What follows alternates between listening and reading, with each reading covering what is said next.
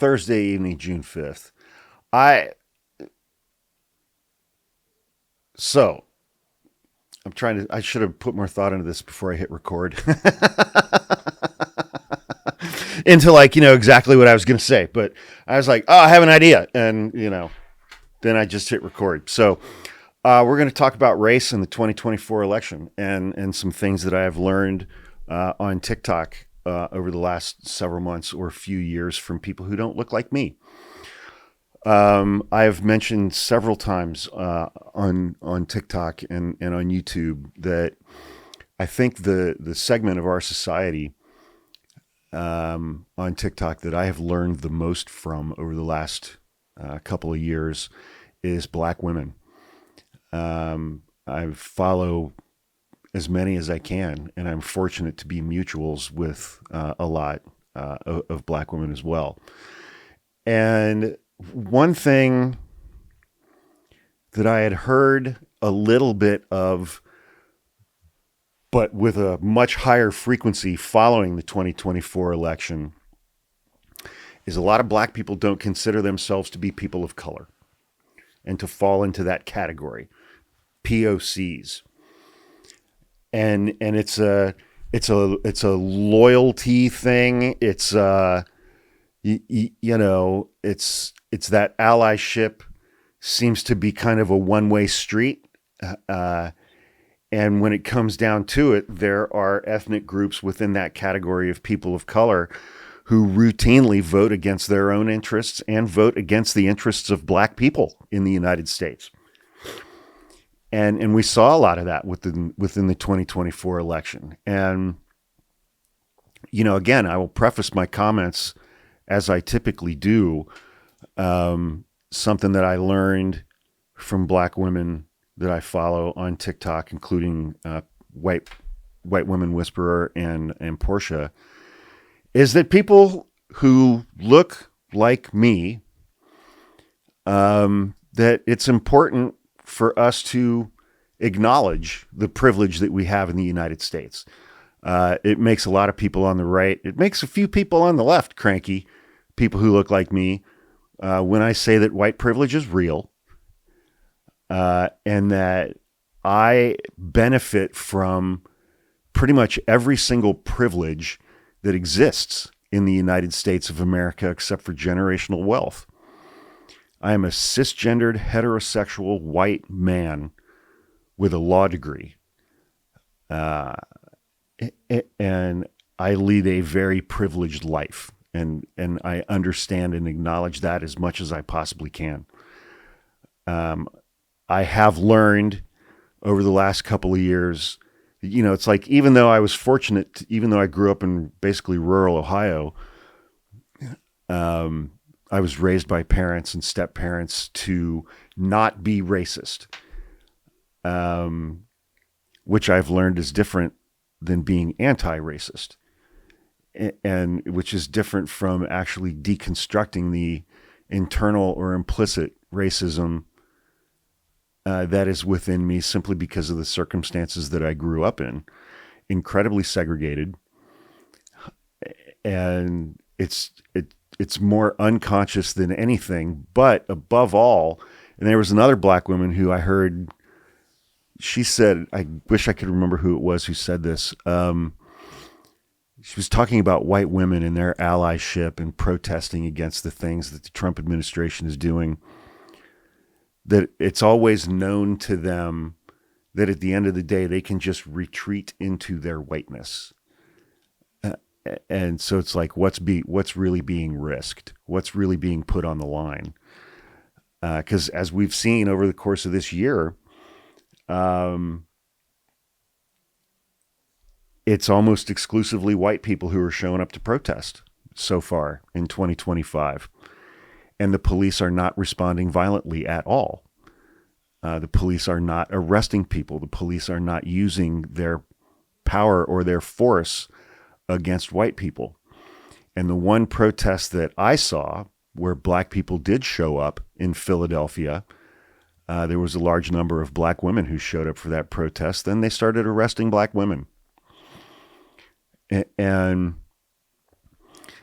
And so it's like, I had heard, obviously, black women on this app, saying, don't describe me as a person of color. I am a black woman. I am not a person of color.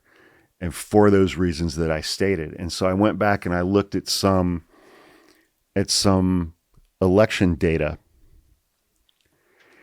And, because 92% of black women voted for Kamala Harris, and I think it was over 80% of black men who voted for Kamala Harris in the 2024 election.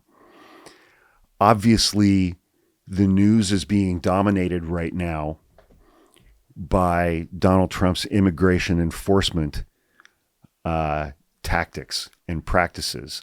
And we're seeing all of these ICE raids.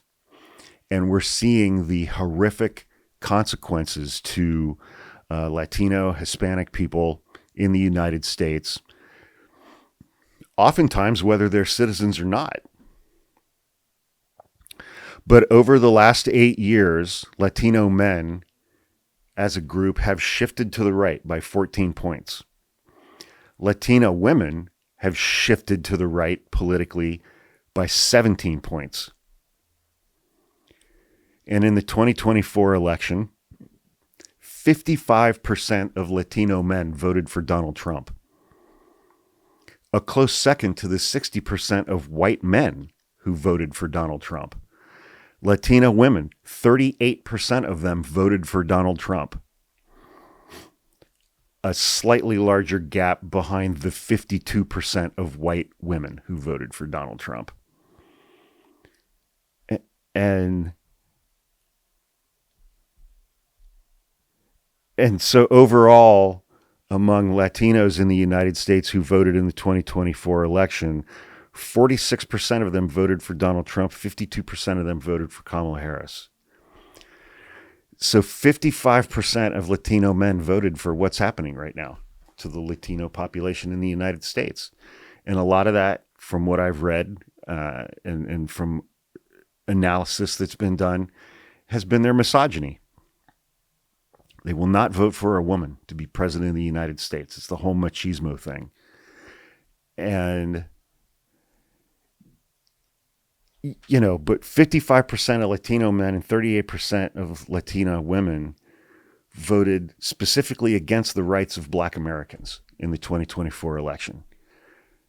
I wouldn't want to be lumped together with those folks either, under some umbrella phrase meant to describe and homogenize everybody who's not white.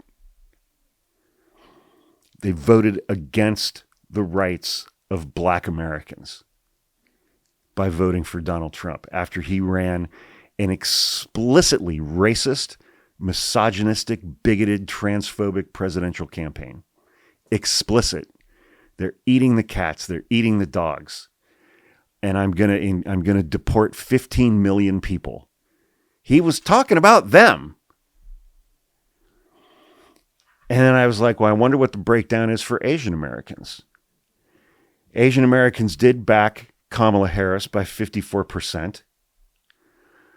But over the last several years, so in 2016, Asians voted 65% for Hillary Clinton, 27% for Trump.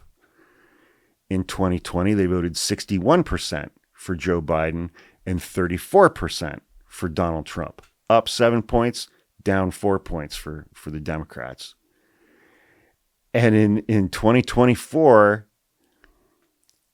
54%. That's down almost 10 points over 2016. And 39% of Asians voted for Donald Trump. That's up 12 points since 2016. All of them who voted for Donald Trump voted against the rights of black Americans. Explicitly, plainly, clearly, unambiguously. They were not voting for him because of the economy. And this is one of the things that I appreciate the most about TikTok, is I get to learn things like this. I get to follow black women and watch their videos and read the comments on their videos and learn something. And, but I think one of the things that white people, specifically white women, struggle with so mightily when they follow creators who don't look like them, and I think specifically when they follow black women, is there is like just a fundamental incapableness, if that's a word, just fundamentally incapable of listening to what these black women have to say without defensiveness. Without defensiveness. It's like, it's pathological, man. And I've told the story a few times. It's like, I really don't stitch or duet. Well, I don't stitch videos on TikTok from black women anymore and say, you should really go follow this person. The vast majority of people who follow me on social media are white, and it's about a 60-40 split women to men. And about a year ago, right now, I stitched a video from a black woman on TikTok who I absolutely adore. I have learned so much from her, and she talks at great length about the importance of empathy, which is dumbfounding to me. I mean, how you could be black in the United States of America with the history of this country, what this country has done to black people for 400 years, and be talking about empathy as a black woman. It's pretty amazing. And I stitched one of her videos and said, you guys should go follow her. I did not check with her before I did that. And I have since apologized profusely to her for doing that. I mean, yeah, that's kind of the way TikTok works. But man, white women descended on her page, and I just saw this cycle kind of play out, where for the first week it was just like this big love fest, and but then like they started doing the not all men thing. Well, I'm one of the good ones. I didn't vote for Trump. I'm not racist. And then it was pretty shortly after that where they were saying things to a black woman in the United States. You could probably convince a lot more people if you weren't so angry. The angry black woman thing popping right up. If you could just change your tone a little bit, I think you'd be a lot more effective in what you're trying to communicate. The tone policing.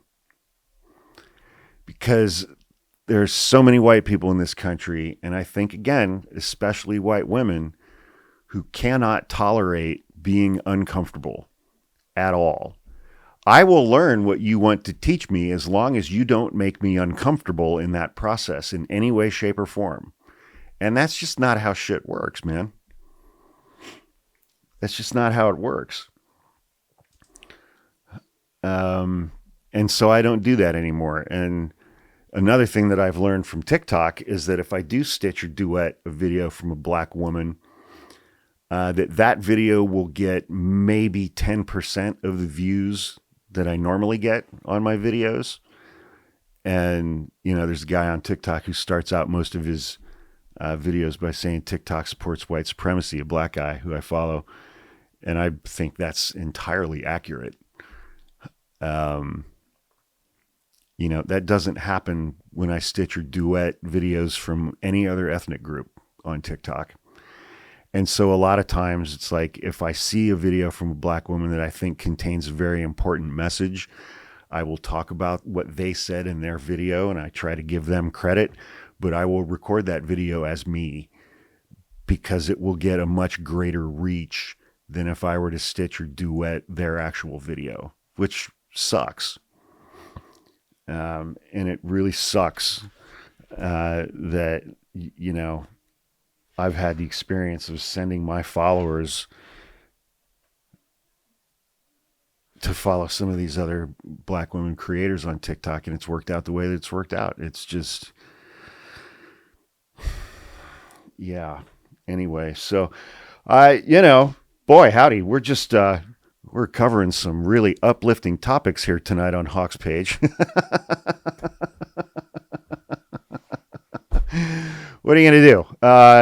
It's June of 2025 and everything is terrible.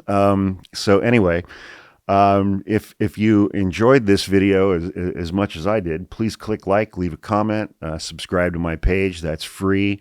That helps me immensely, along with my brother Falcon.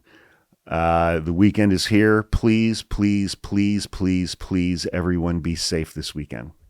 Thanks. I'll see you guys.